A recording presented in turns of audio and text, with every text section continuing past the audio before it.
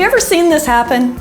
The exact same situation happens to two different people, and one gets totally overwhelmed by it, paralyzed, unable to keep moving, while the other just puts her head down and pushes straight through to the other side.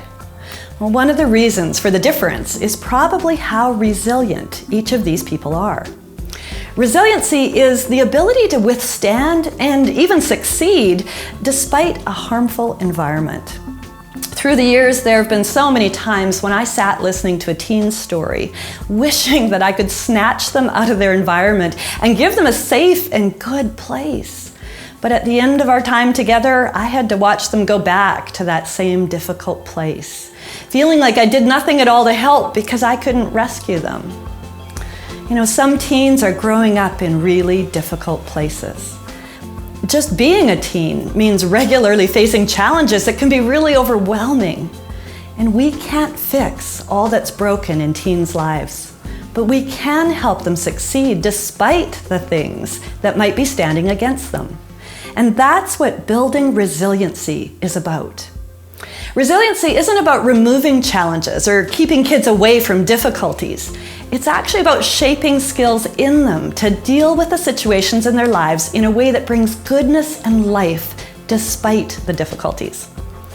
Although some people have more of the natural stuff of resiliency, anyone can have this trait nurtured and grown in them.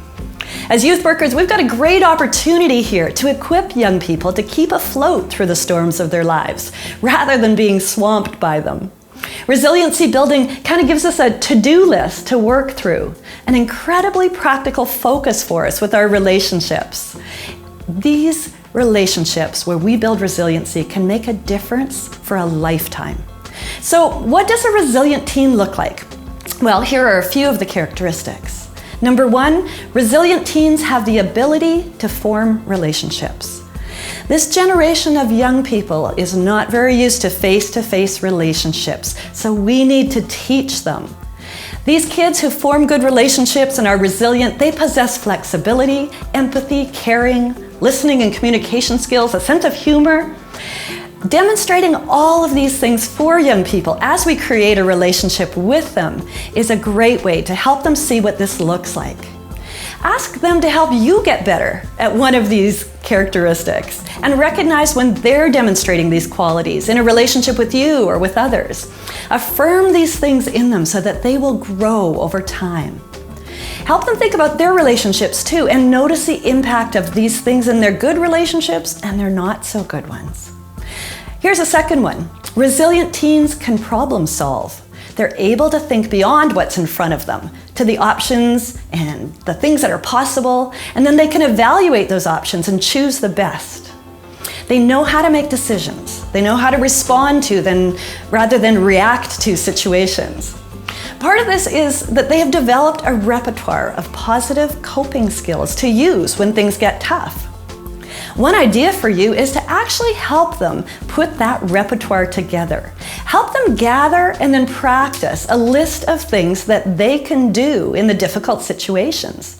They can keep this list on their phone or in another special place to remind them that they aren't a victim of their life or their emotions, but they have choices in how they will cope. Here's a third thing. Resilient kids have a sense of personal identity. They see themselves as unique and interesting. They feel valued by others, and they know that they have something to give. You know, Jesus called Peter the rock. Well, he was still a wet noodle because Jesus knew who he could become. We need to do the same thing for our youth. Ask the Lord for a picture of who this kid is in his eyes, and then watch for those things. Look for things they possess that are reflections of who God is, and then tell them, and tell them again.